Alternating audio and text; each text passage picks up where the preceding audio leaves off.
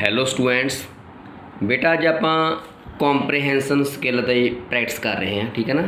This is in your syllabus, this is in the syllabus of +2 class. Okay ਬੇਟਾ। ਤੇ ਬੇਟਾ ਕੰਪ੍ਰੀਹੈਂਸ਼ਨ ਤੁਹਾਨੂੰ ਆਊਗਾ ਤੇ first of all you will have to read this passage carefully, then you will have to give the answers that are following। बेटा पहला तुहानूं ध्यान नाल पढ़ना पऊगा तो अज मैं तुहानूं पहला जिहड़ा पैसेज है करवा रहा तो listen me understand me carefully, then we will discuss the question answer. Okay बेटा। देखो बेटा, रीड द फॉलोइंग पैसेज, कहना हेठां दिते पैरे नूं पढ़ो and answer the question that follow. जिहड़े बाद विच दिते होए क्वेश्चन उन्हां नूं फॉलो करो। John Dalton was an English chemist. John Dalton कहना एक इंग्लिश केमिस्ट होया whose atomic theory is the basis of chemistry, जिहदी अटोमिक थ्योरी का बेस की सी केमिस्ट्री के उपर आधारित सी। Dalton could not distinguish red from green. जिहड़ा डाल्टन सी वो डिस्टिंग्विश फर्क नहीं पता कर सकिया रैड तो ग्रीन का। In 1784 he was the first, वो पहला व्यक्ति सी टू डिस्क्राइब कलर ब्लाइंडनैस, जिन्हें कहना रंगां दी ब्लाइंडनैस बारे डिस्क्राइब किया, which came to be known as Daltonism, जिन्होंने डाल्टनिज्म नाल जाना जाता है। बेटा ध्यान नाल सुन लो, फिर क्वेश्चन आंसर थोड़े। The word is still used in French. कहना जिहड़ा यह शब्द है हजे भी वरत्या जाता है फ्रेंच विच, स्पैनिश विच ते रसियन विच। आफ्टर हिज डैथ, मौत तो बाद, scientist from London and Cambridge, कहना उसकी मौत तो बाद लंडन और Cambridge examine DNA from fragments of Dalton eyes preserved at जी रिक्वेस्ट बाय द, कहना आफ्टर उहदी मौत तो बाद कहना साइंटिस्ट जिहड़े लंडन ते कैम्ब्रिज दे उन्होंने एग्जामिन किया DNA फ्रॉम फ्रैगमेंट्स टुकड़े डाल्टन जी आइज तो प्रजर्वड एट हिज रिक्वेस्ट, उहदी रिक्वेस्ट उपर संभाल के रखे गए by the Manchester literary and philosophical society have shown that, ये दिखाया गया that he lacked the gene, भी वो जीन होंदा नस्ल, नस्ल की घाट सी for making green pigments in the retina. Retina होंदा आईज अखां, अखां की जिहड़ी ग्रीन कलरनैस सी उहदी घाट सी। Dalton who lived from 1766 to 1844। देखो बेटा ये बर्थ होया सी उहदा, ये डैथ हो गई सी। डाल्टन जिहड़ा 1766 में पैदा होया, 1844 मतलब एक्सपायर होया। गेव इंस्ट्रक्शन जे उन्हें हदायतां दित्तियां for his eyes to be examined after his death, कि उहदी मौत तो बाद उसदी अखां नूं दी जांच की जाए।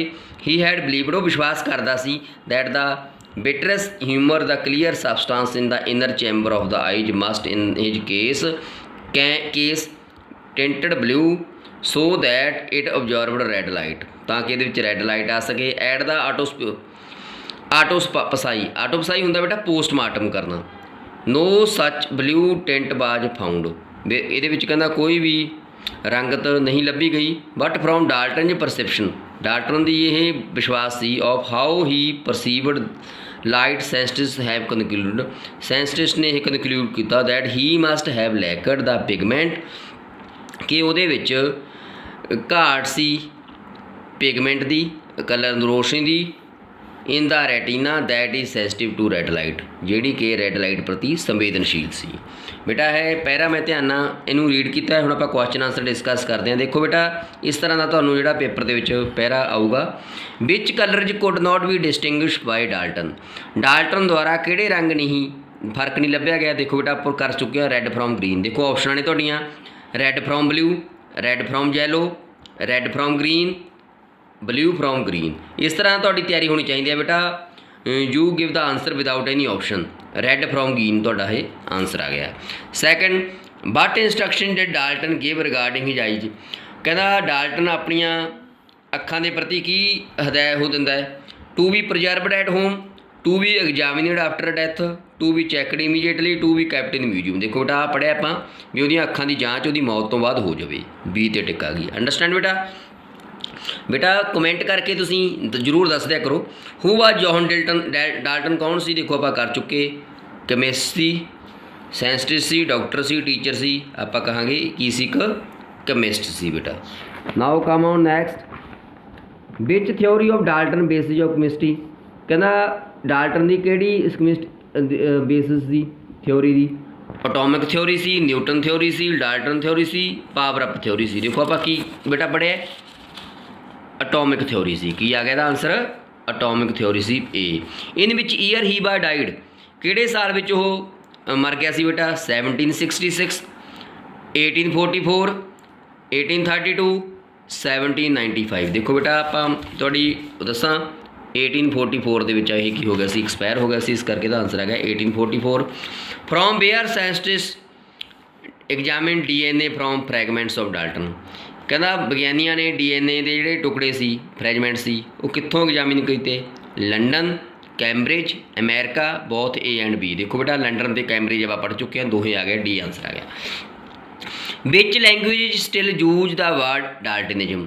कहना हजे भी किहड़ियां लैंगुएज विच वरतिया जांदा डाल्टनिज्म। देखो आप बेटा पढ़िया है किहड़े किहड़े लैंगुएज आ गया? French, Spanish, Russian. तीन आ गई, फ्रेंच, स्पैनिश, रशियन। देखो ये देखो बस यही आंसर आ गया था।